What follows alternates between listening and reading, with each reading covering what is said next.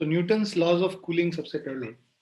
So it is our common experience that a hot cup of tea, if left on table, begins to cool gradually and finally attains the temperature of the surrounding. So to understand how a given body can cool on exchanging the heat with its surrounding, we perform the following experiment. तो basically कोई भी गर्म चीज को थोड़ी देर environment में रख दोगे तो उसका टेम्परेचर जो है आसपास के सराउंडिंग के इतना हो जाएगा. तो अगर बाहर because hot cup of T है, हॉट कप ऑफ टी है, उसका टेम्परेचर ऑब्वियसली बाहर के सराउंडिंग से ज्यादा है. तो जब हम उसको बाहर रखते हैं तो वो कूल होता है ना, कूल डाउन हो जाएगा, उसका टेम्परेचर कम हो जाएगा. To understand how a given body can cool on exchanging the heat, तो किस तरह से, किस रेट से कूलिंग होगा by exchanging the heat with its surrounding, we perform the following experiment. तो हमने क्या किया, take a copper calorimeter, calorimeter लिया कॉपर का बना हुआ, fill it with water up to 2/3 of its volume, 2/3 of its volume में हम लोग उसमें पानी भर दिए. Place it in a wooden box, fill the space between calorimeter and box with non-conducting material to avoid loss of heat. तो calorimeter को चारों तरफ से हम लोगों ने इंसुलेट कर दिया जिससे कि बाहर से वो टेम्परेचर जो बाहर ना तो हीट को वो कंडक्ट कर सके और बाहर के टेम्परेचर से उसके अंदर रखे हुए सामान के टेम्परेचर का कोई डिफरेंस ना आए उसमें. सो हम लोगों ने cover the calorimeter with an insulating lid, तो जो ढक्कन भी है उसको भी हम लोग ने इंसुलेटिंग मटेरियल का बना के we have covered it with 2 holes, fix a thermometer in 1 hole of lid such that the bulb of the thermometer is fully immersed in water. Pass a stirrer in the other hole of the lid for stirring the water in calorimeter. तो ऊपर ढक्कन में 2 छेद किया, एक whole से हम लोगों ने थर्मोमीटर अंदर डाल दिया और दूसरे से स्टरर एक अंदर डाला और स्टर करने के लिए, जिससे कि हम लोग वो उसको मिला सके, टेम्परेचर को यूनिफॉर्म कर सके. Note that the reading of the thermometer. This reading T naught of the T naught is the temperature of the surrounding. ठीक है, हम लोग थर्मोमीटर का रीडिंग पहले लेते हैं, ये सराउंडिंग के टेम्परेचर को बताएगा T naught temperature. Now take the calorimeter out of the box, heat it on the burner till the water in calorimeter attains a temperature about 40 degrees Celsius above the temperature of the surrounding. हम लोग क्या करते हैं, उस calorimeter को बाहर निकालते हैं बॉक्स में से, जो इंसुलेटिंग बॉक्स था उससे बाहर निकाल के उसके बाद उसको हीट अप करते हैं जिससे अंदर जो कैलोरीमीटर के अंदर का जो कंटेंट है, वाटर है और कैलोरीमीटर साथ में, उसका टेम्परेचर बाहर के सराउंडिंग के टेम्परेचर से 40 डिग्री सेंटीग्रेड ज्यादा हो जाए. Stop heating the water, remove the calorimeter from the burner and place it in the wooden box. Note the temperature of the water and start the stopwatch. Stir the water continuously and note the temperature of water T after every fixed interval of time, say after every 1 minute. Go on doing so till the temperature difference between water and surrounding becomes 5 degrees Celsius. तो जो हमने heat up किया वो 40 degree Celsius ज्यादा तक किया, उसके बाद जब वो डिफरेंस 5 डिग्री पे आ गया तब तक हम लोग हर मिनट पे रीडिंग लेते रहेंगे टेम्परेचर का. Note that the temperature difference of water and surrounding at given timings, at various timings, plot a graph between the temperature difference T minus T0 and the time T. We shall get a curve of the type as shown in the figure. तो हम लोग क्या करते हैं, जो temperature difference है surrounding का और कैलोरीमीटर में जो कंटेंट है उसके टेम्परेचर के बीच का जो डिफरेंस है और ये जो टाइम इलैप्स हुआ है उसके बीच में जब हम एक ग्राफ प्लॉट करेंगे तो हमें जो ग्राफ मिलेगा वो इस तरीके का एक ग्राफ मिलेगा. ठीक है, तो इसमें क्या दिख रहा है हमें कि टाइम जैसे जैसे पास करेगा तो इनिशियली जो T माइनस टी नॉट है, मतलब जो चेंज इन टेम्परेचर है, वो जो डिफरेंस इन टेम्परेचर है वो तेजी से कम होता है और बाद में जाके वो टेम्परेचर डिफरेंस धीरे धीरे कम होता है. मतलब वो डिफरेंस जो है मिनिमाइज इन्फिनिटी पे जाके होगा, इनफाइनाइट टाइम पे होगा. मतलब जीरो टेम्परेचर जो डिफरेंस है वो बहुत ज्यादा टाइम के बाद होगा. इनिशियली कूलिंग फास्टर होता है, बाद में कूलिंग स्लो हो जाता है. इस ग्राफ से ये पता चलता है. So cooling of the water depends upon the temperature difference of water and that of the surrounding. The rate of cooling of water, that is delta T upon delta T, ये जो T minus T naught है ये delta T change in temperature है, और ये जो delta T है this is time elapsed. तो ये जो रेट ऑफ है, जो slope of this curve delta T by small delta T क्या है, rate of cooling, that is slope of the curve. तो यहाँ पे देखो स्लोप स्टीपर है, यहाँ पे स्लोप कम है, तो जहां पे स्लोप स्टीपर होगा वहां पे रेट ऑफ कूलिंग फास्टर है। So, slope of curve is high in the beginning and decreases continuously as the temperature of the water falls. From the above experiment, we conclude that a hot body loses heat to the surrounding in the form of heat radiation. The rate of loss of heat depends upon the temperature difference between the body and the surrounding. Rate of heat, rate of loss of heat depend on temperature difference between the body and the surrounding. This is important to understand. Newton made a detailed study of the rate of loss of heat by hot body and temperature difference between the body and surrounding. He formulated a law known as Newton's law of cooling. Okay?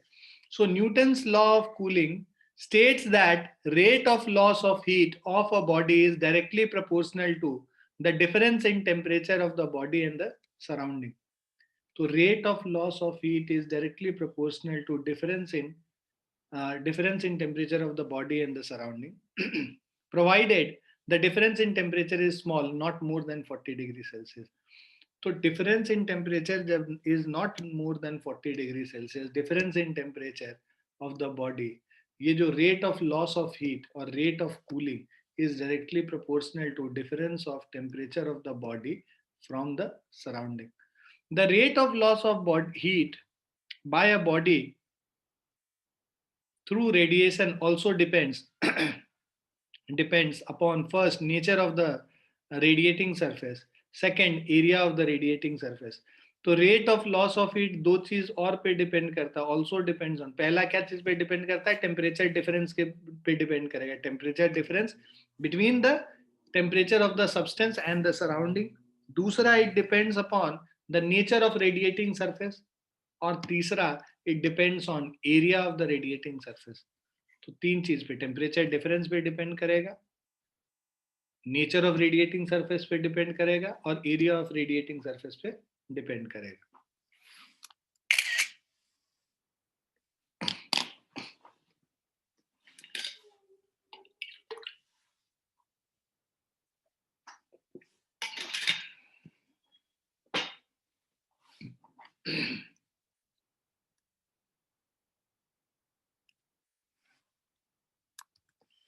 Quantitatively उसको समझें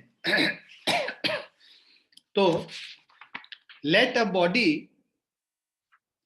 body of mass m, specific heat capacity S at a temperature T be kept at a place and temperature of the surrounding be T naught, where T is greater than T naught. So temperature of the body is greater than temperature of the surrounding. There will be loss of heat by the body. Let dq, ये जो dq है, let this be the amount of heat lost by the body in time dt, है ना? According to Newton's laws of cooling, तो rate of cooling मतलब minus D Q by D T, ठंडा हो रहा है ना इसीलिए नेगेटिव साइन लगाया हमने, so minus of D Q by D T, ठीक है, is directly proportional to t minus t naught, or minus dq by dt is equal to k times t minus t naught, where k is a constant of proportionality. अब हमें पता है कि जो heat energy is equal to M S T, mass into specific heat into temperature. अब minus D Q by D T का मतलब minus of D of M S T with respect to time is equal to K times T minus T naught, right. हम लोगों ने क्या किया, Q का value यहाँ पे रिप्लेस कर लिया, है ना, इसमें इस वाले इक्वेशन में Q का वैल्यू डाल दिया। अब minus D T by D T, M S constant है, इधर लेके चले गए, है ना, so this is K by M S T minus T naught. अब minus D T upon small D T is K times, ये K बाय एम एस को एक सिंगल कॉन्स्टेंट K से रिप्लेस कर दिया, कैपिटल K से। अब So k by ms is equal to capital K, another constant, and minus dt by dt is rate of fall of temperature of the body. Rate of fall of temperature इसीलिए negative है ना. Rate of rise of temperature होता तो positive होता है. तो minus dt by dt is proportional to t minus t naught, right? So thus Newton's laws of cooling also states that the rate of fall of temperature of the body is directly proportional to the difference of temperature between the body and the surrounding, provided the temperature difference is not more than 40 degree Celsius. तो दो चीज उन्होंने बोला. पहला तो उन्होंने बोला rate of cooling is directly proportional to temperature difference, और उसके बाद rate of fall of temperature, क्योंकि यहाँ पे इन्होंने dt बाय, इनको आया minus of dt upon small dt is directly proportional to t minus t naught, और ये आया कि minus dt upon dt is equal to capital K t minus t naught. Cross multiply करके ले आओ, t minus T not को नीचे ले आओ, minus dt by t minus T naught is equal to k dt. Negative sign से यहां से हटाओगे तो इधर आ जाएगा. अब dt by T minus T naught है ना, इसको अब इसको इंटीग्रेट कर दो और यहाँ पे भी इंटीग्रेट कर दो. तो t माइनस टी नॉट है, यहाँ पे टी नॉट क्या है, कांस्टेंट है, राइट, और ये t. तो अगर आप इसको मतलब इस तरह के इंटीग्रेशन को हम लोग इंटीग्रेशन बाय सब्स्टिट्यूशन कहते हैं. तो हम लोग let t minus T naught is equal to क्या ले ले, x ले लेते हैं. तो दोनों तरफ डिफरेंशिएट करो तो t नॉट तो कांस्टेंट है, तो dt is equal to dx हो जाएगा. यहाँ पे रिप्लेस कर लो तो ये क्या हो जाएगा, dx upon x is equal to minus k dt का इंटीग्रेशन. इंटीग्रेट करोगे log x to the base e is equal to minus k times t. ठीक है. और बिकॉज ये जो इंटीग्रेशन है ये इनडेफिनिट इंटीग्रेशन है, तो एक कांस्टेंट ऑफ प्रोपोर्शनैलिटी भी आता है. log x to the base e, इसको आप लिखोगे x को वापस रिप्लेस कर लो, इससे वापस यहाँ रिप्लेस कर, तो ये क्या हो जाएगा, log of t minus t naught to the base e is equal to minus kt plus of c. ठीक है. So this equation is similar to the equation of the straight line y is equal to mx plus c, है ना. ये y is equal to mx plus c. So therefore Newton's laws of cooling is proved if graph plotted between log t minus t naught to the base e and time t is a straight line, है ना. तो time t और ये पूरा जो ये इसको y मान लेते हैं, y is equal to mx plus c के फॉर्म में. तो log t minus T naught to the base e और टाइम के रेस्पेक्ट में ग्राफ बनाए, अगर हमें स्ट्रेट लाइन मिलता है मतलब Newton's laws of cooling valid है वहां. क्लियर बच्चों? Yes.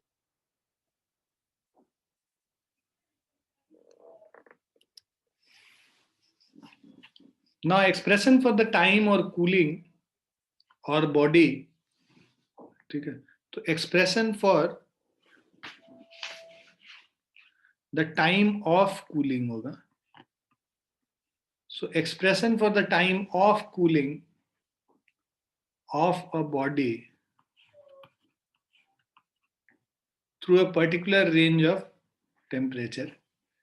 So dt by t minus t naught is equal to minus k dt था.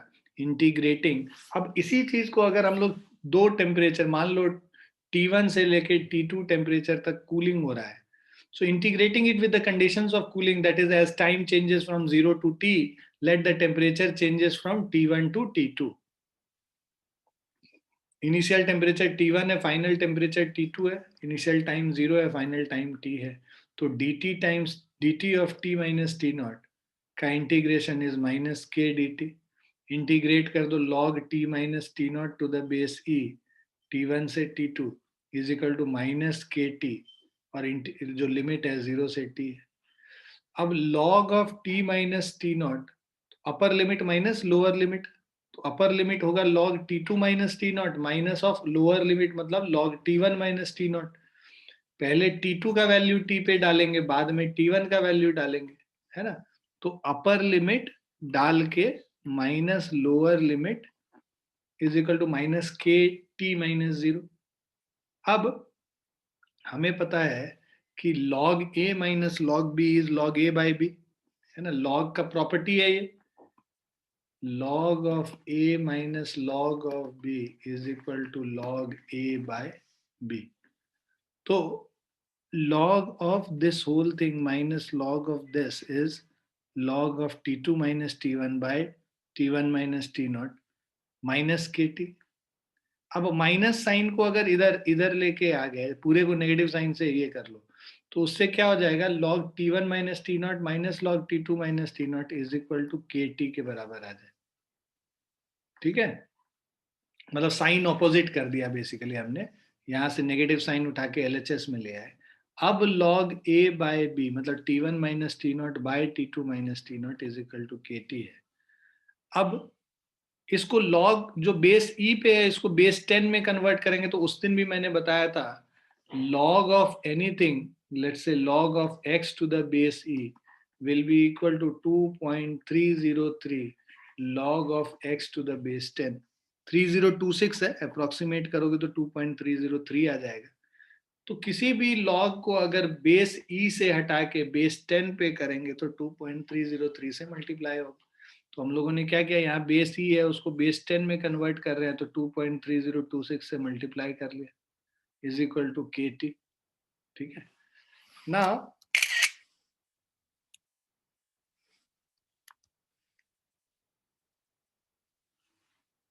From this equation, third equation हम लोग को था कि डी टी अपॉन मतलब rate of change of temperature with time is minus K times T minus T naught. So fall in temperature by time interval is minus k into mean difference of temperature between bodies and surrounding. Now if temperature of body changes from T1 to T naught in time interval dt and T naught is the temperature of the surrounding, then fall in temperature T1 minus T2 is equal to dt. Time interval is dt. Now mean temperature of the body, capital T is T1 plus T2 by 2. Now mean temperature difference between body and surrounding is, तो यहाँ पे T1 plus T2 by 2 से minus T naught कर लिया, तो ये dt by dt rate of change in temperature is k times this. So this relation can also be used for the problems on Newton's laws of cooling, provided the temperature difference between the body and the surrounding is small. तो तुम दोनों use कर सकते हो, log वाला method भी use कर सकते हो और इसको भी मेथड को यूज करके सॉल्व कर सकते हो क्वेश्चंस को।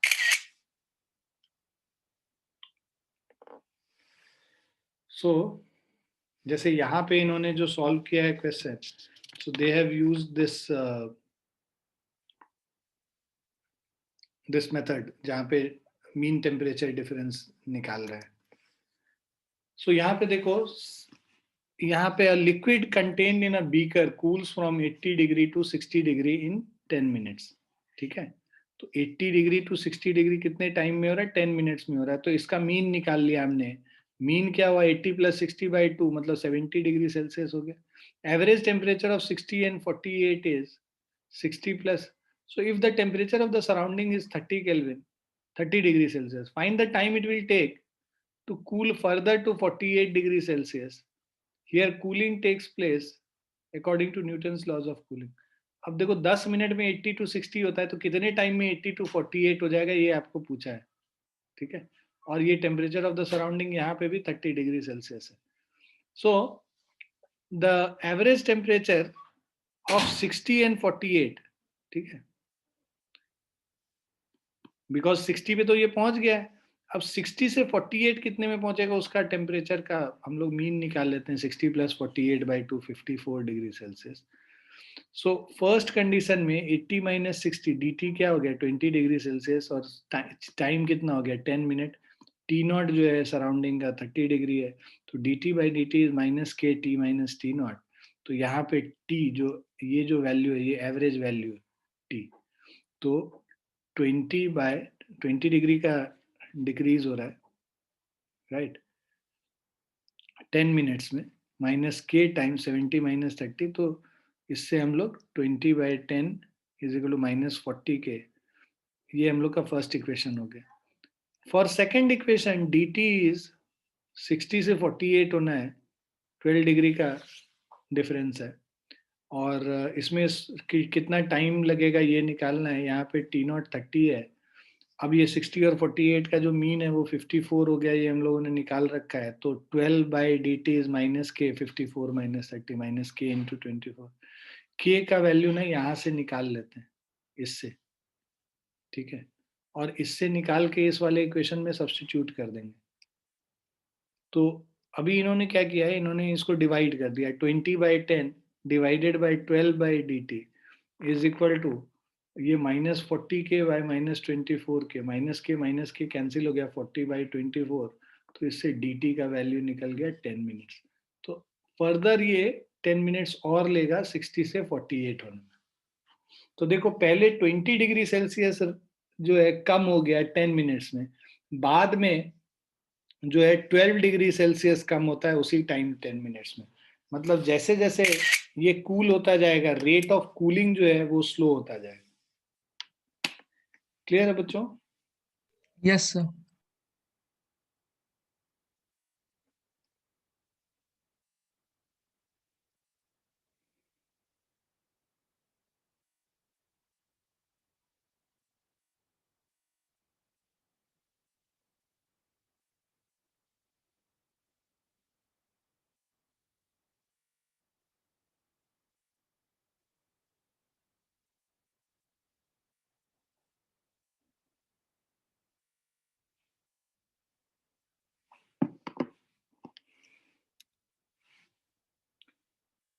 Now experimental verification of Newton's law. So apparatus used is shown in the figure. Here V is the double walled vessel containing water in between the walls at room temperature. ठीक है, its temperature is noted with temperature T naught. ठीक है, यहाँ पे the vessel is covered with insulating lid L. The arrangement work as a constant temperature enclosure. C is a copper calorimeter, right, whose outer surface is blackened with black paint. It is kept suspended in double-walled vessel. The calorimeter is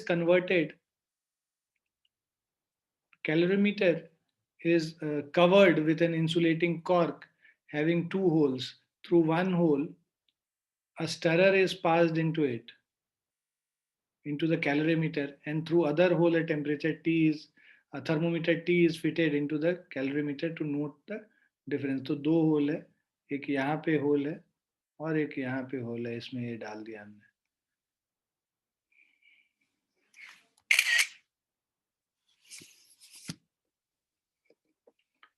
Fill the calorimeter with hot water whose volume is 2/3 times, और उसके बाद हमने ये plot किया है। तो experimental verification वही जो हम लोगों ने एक्सपेरिमेंट किया था वही है।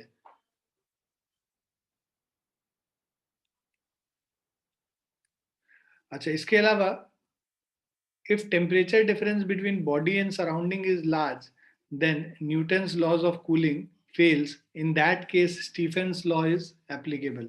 तो जब टेम्परेचर डिफरेंस ज्यादा होगा, है ना, हम लोगों ने देखा 40 डिग्री पे तो वैलिड था, बट टेम्परेचर डिफरेंस 40 डिग्री से जब ज्यादा होता है तब वहां पे Newton's laws of cooling applicable नहीं होता है, स्टीफेंस लॉ एप्लीकेबल होता है।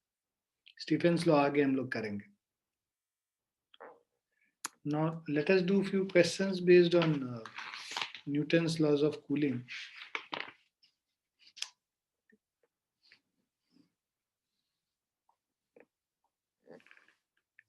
दोनों मेथड से करेंगे, लॉग वाले मेथड से भी करेंगे और ये जो सेकंड वाला मेथड था एवरेज वाला उससे भी करेंगे, so that you can understand both the method and can use according to your wish. So a body initially at 64 degree Celsius cools to 52 degree Celsius in 5 minutes. ठीक है, तो 64 degree Celsius से 52 degree Celsius, ठीक है, in 5 minutes. The temperature of the surrounding is 16 degree Celsius. Surrounding का जो temperature है that is 16 degree Celsius. Find the temperature after further 5 minutes, है ना? तो अगले 5 मिनट में फिर और क्या टेम्परेचर होगा वो हम लोग को निकालना है, ठीक है। तो हम लोगों को पता है जो T1 is equal to 64 degree Celsius है, T2 is equal to 52 degree Celsius है, सराउंडिंग का टेम्परेचर T0 16 डिग्री सेल्सियस है, time T is equal to 5 minutes लग रहा है। तो अगर न्यूटन्स लॉज ऑफ कूलिंग का जो पहला वाला जो स्टेटमेंट जो वैल्यू था वो फॉर्मूला था, वो अगर फॉर्मूला देखो तो ये हमारा था 2.3026 log of T1 minus T0 T2 minus T0 is equal to K into T,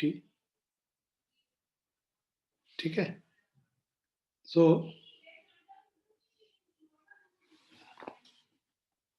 ना अब ये वैल्यूज हम लोग पुट कर लेते हैं, है ना। तो अगर वैल्यू हम लोग पुट करेंगे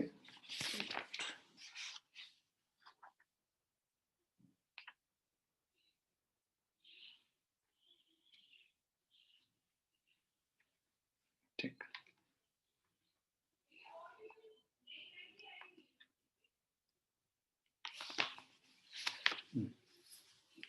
सो T1 T2 हम लोग को ये सब वैल्यू पता है, इसमें अगर हम लोग वैल्यूज डालते हैं so we get 2.3026 log of value T1 का value 64 minus of T0 is 16 divided by 52 minus of 16 to the base 10 is equal to K constant, time T हमारा 5 मिनट्स है।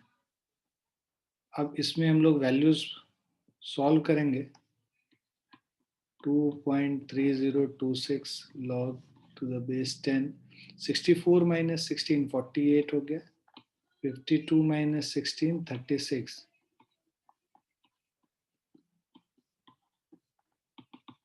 is equal to K into 5.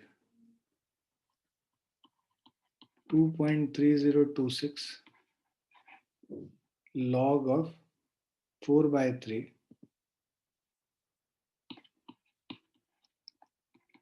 to the base 10 is equal to K into 5, first equation. अब second पे आते हैं।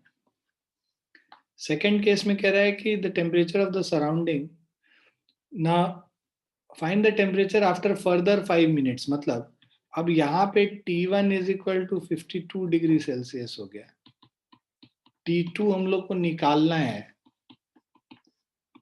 Surrounding का temperature 16 degree Celsius रहेगा और time कह रहा है अगले 5 मिनट में क्या होना है। तो ये देखो 2.3026 log of T1 minus T0 52 minus 16 divided by T2 minus 16 is equal to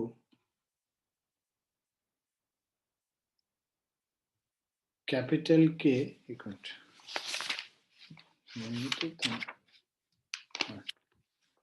is equal to capital K into 5।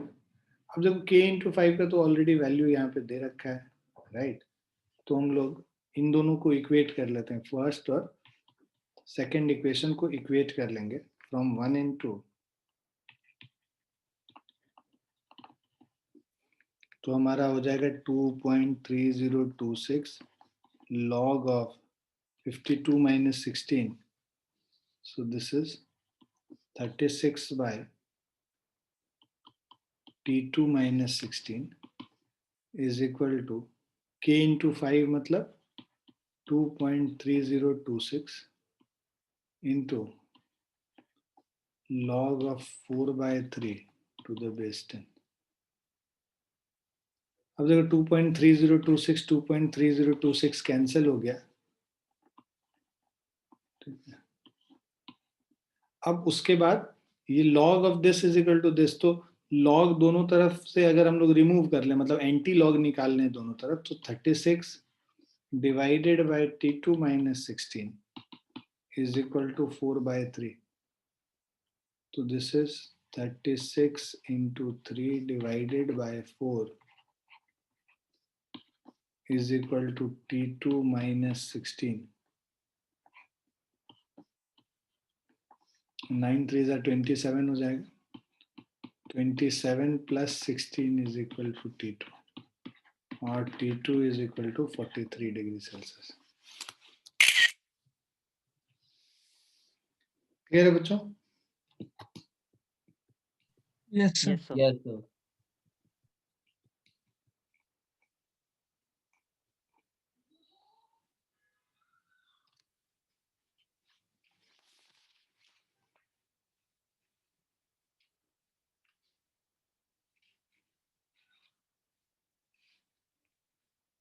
Cutting the logs on both the sides is anti-log. Yeah, when you take, मतलब basically, see, when you have something like this, log of x to the base 10, let's say, is equal to 5. Okay. So if you have to calculate the value of log, so when you take log on the other side, so x will be log anti-log of 5. So anti-log of 5 means अगर और base 10 है यहाँ पे, तो इसका मतलब basically 10 raised to the power 5 हो जाता है. तो x is equal to 10 raised to the power 5. तो ये लिखने का तरीका है basically कि जैसे आप log टेबल में देखोगे ना, log 5 का वैल्यू, let us assume, मैं अभी याद नहीं है मुझे क्या है, log 5 मान लो 0.413 है. तो अब अगर हमें log 5 ये है, तो या log x ये है और तुमको x का वैल्यू निकालना है, तो तुम क्या करोगे कि यहाँ पे एंटी लॉग 0.413 का निकालोगे टेबल में से. एंटी लॉग का भी टेबल मिलता है. तो x is equal to antilog of this, मतलब वो तुमको एग्जैक्टली वो x का वैल्यू दे देगा जिसपे कि तुमको ये वैल्यू आ रहा है. ठीक है. We'll do these things after this chapter ना. थोड़ा सा मैं log एंटी लॉग पढ़ा दूंगा तुम्हें. Let me finish this chapter and then I'll teach you a log and anti.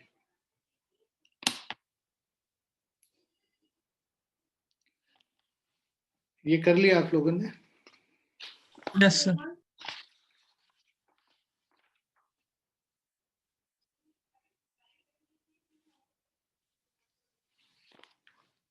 Now next method,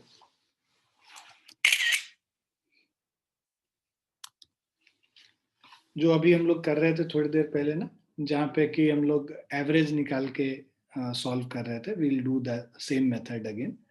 So a body initially at 64 degrees Celsius cools to 52 degrees Celsius in 5 minutes. तो यहाँ पे change जो है यहाँ पे D2 is equal to 64 minus 52, 12 degree Celsius, और interval जो है ये 5 मिनट्स का है.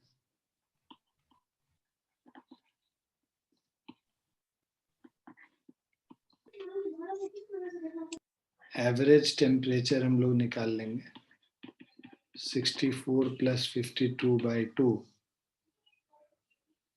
So this is 116 by 2, 58 degrees Celsius.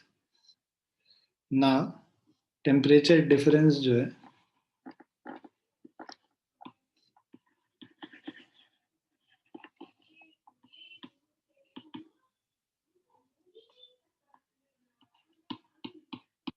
minus T0, 58 minus 16 is equal to 42 degree Celsius.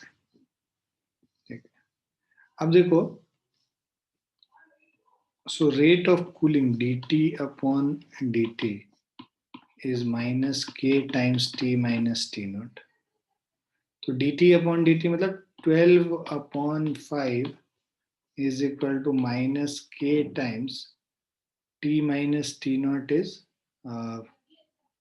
58 minus 16, 42 degree निकाल लिया हमने, k into 42, ये फर्स्ट इक्वेशन होगी। अब दूसरे में जो हम लोग एवरेज टेम्परेचर, सेकेंड केस में find the different temperature after further 5 minutes. So dt upon further 5 minute में मान लो 52 से T2 हो गया टेम्परेचर, 52 माइनस T2, dt हम लोग को दे रखा है 5 मिनट्स। ठीक है, एवरेज टेम्परेचर जो होगा 52 प्लस T2 बाई 2 हो गया, और टेम्परेचर डिफरेंस जो है T माइनस T नॉट हो गया। सो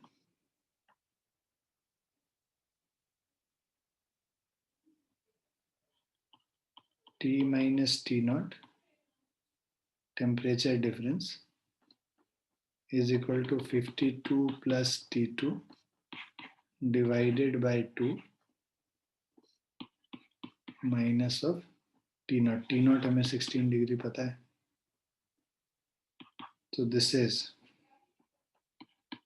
52 plus T2 minus 32 by 2, so this is 20 plus T2 upon 2। तो ये T minus T naught हो गया 20 plus T2 upon 2।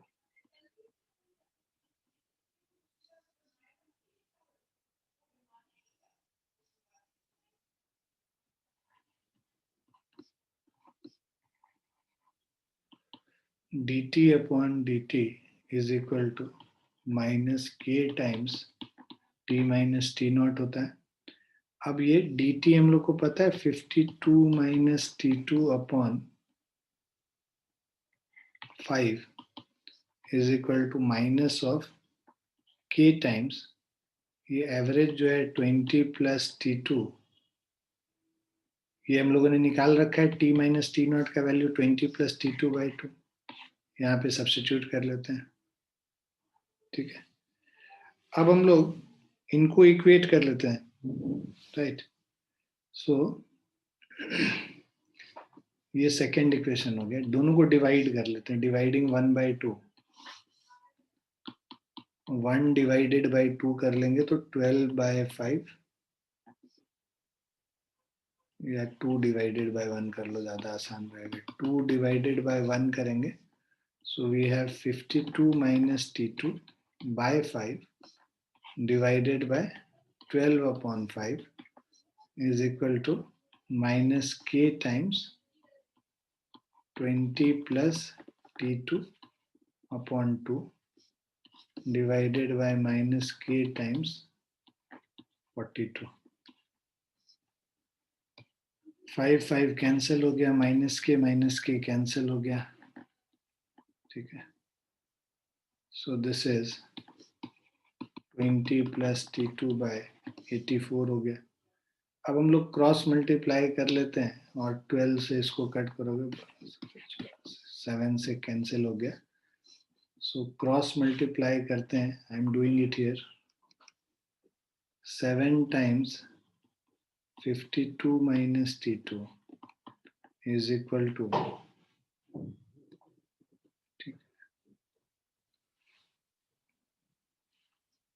7 times 52 minus T2 is equal to 20 plus T2.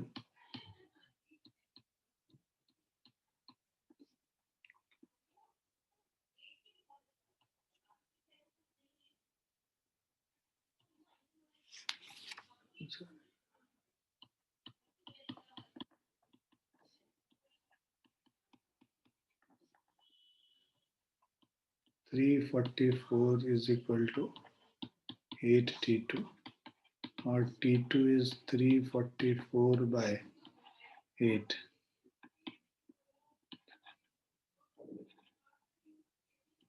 43 degree Celsius. Clear है बच्चों? Yes, sir. Yes, sir. Yes. तो तुम्हारा अपना मतलब ये है कि तुम्हें कौन सा आसान लगता है। कुछ लोगों को लॉग से डर लगता है, बट मैं पर्सनली मुझे लॉग वाला ज्यादा आसान लगता है, तो I will do rest of the questions using that only. You can do using this method as well. ठीक है, लिख लिया सभी ने? Yes, sir.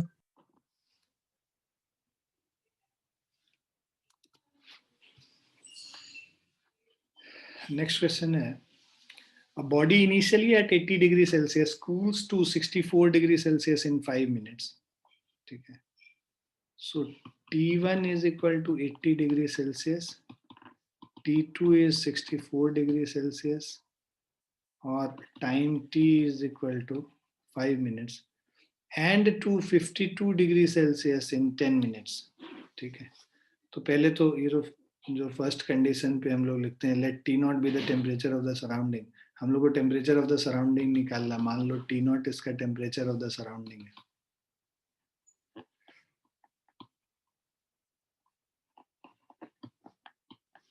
Newton's laws of cooling के हिसाब से जो हमारा फॉर्मूला था 2.3026 log of T1 minus T0 T2 minus T0 is equal to K times T. So 2.3026 log to the base 10 कर लेते हैं। T1 means 80 minus T0 by 64 minus T0 is equal to K into 5. First equation.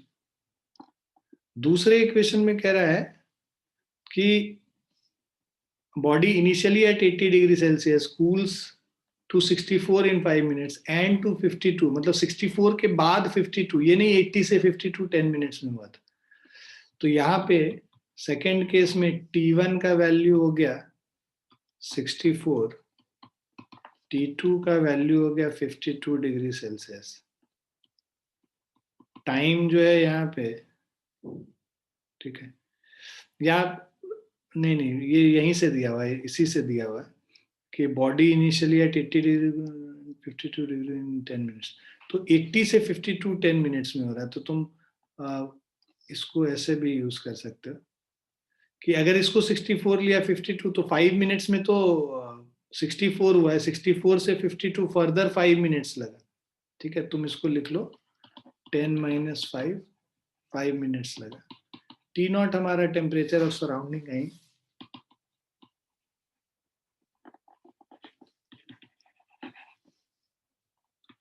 Formula लिखेंगे 2.3026 log to the base 10 64 minus T0 by 52 minus T0 is equal to K times T. अब दोनों तरफ K times 5, अब दोनों तरफ K5 है, इसीलिए हम लोगों ने ऐसा किया कि ये इसको इक्वेट कर सकें और दोनों तरफ कैंसिल कर सके। K10 लेते तो फिर वो इक्वेट करने में फिर दिक्कत होती है, वो स्क्वायर वगैरह का टर्म आता। ठीक है, सॉल्व वो भी हो जाता है, बट ये ज्यादा इजी है हम लोगों के लिए। तो इन दोनों को अगर इक्वेट कर दें तो हमारा आ जाएगा 2.3026 log of 80 minus T naught 64 minus T naught to the base 10 is equal to 2.3026 log of 64 minus T0 52 minus T0। अब देखो ये तो कैंसिल हो गया, लॉग दोनों तरफ हटा देंगे एंटी लॉग लेके, तो हमारा आ जाएगा 80 minus T0 by 64 minus T0 is equal to 64 minus T0 by 52 minus T0। अब हम लोग को इसको सॉल्व करना है, टी नॉट का वैल्यू निकालना है, क्रॉस मल्टीप्लाई कर लो। ठीक है, थोड़ा कैलकुलेशन होगा but So 80 into 52 minus T naught. So 80 into 52. So this is 4160 minus 4160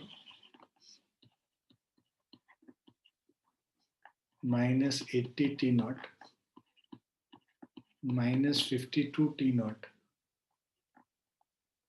plus of T naught square is equal to 64 का स्क्वायर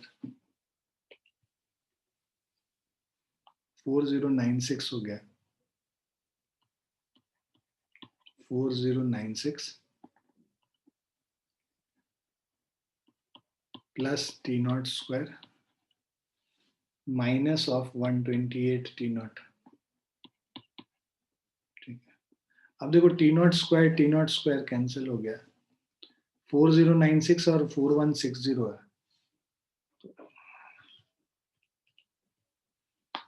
तो ये 64 आ गया अगर इसको इधर शिफ्ट कर दिए 64 and is equal to 132 T naught minus of 128 T naught 4 T naught. So जो T naught का वैल्यू है 64 by 4 which is equal to 16 degrees Celsius. Clear है बच्चों? Yes, sir. Yes, sir. अब जो है आप क्या करना कि दो क्वेश्चन दे रहे हैं वो दोनों क्वेश्चन आप सॉल्व कर लेना इसी पे बेस्ड है ठीक है वो होमवर्क रहेगा आपका this and another is this ठीक है न्यूटन्स लॉज ऑफ कूलिंग पे ही बेस्ड है ये आपका होमवर्क है अगली क्लास में हम लोग रेडिएशन स्टार्ट करेंगे और उसको थोड़ा सा बचा है वो खत्म हो जाएगा तो ये फिर ट्रांसफर ऑफ हीट भी फिनिश हो जाएगा इसके बाद हम लोग थर्मोडायनेमिक्स स्टार्ट कर सकते हैं ठीक है बच्चों Yes, sir.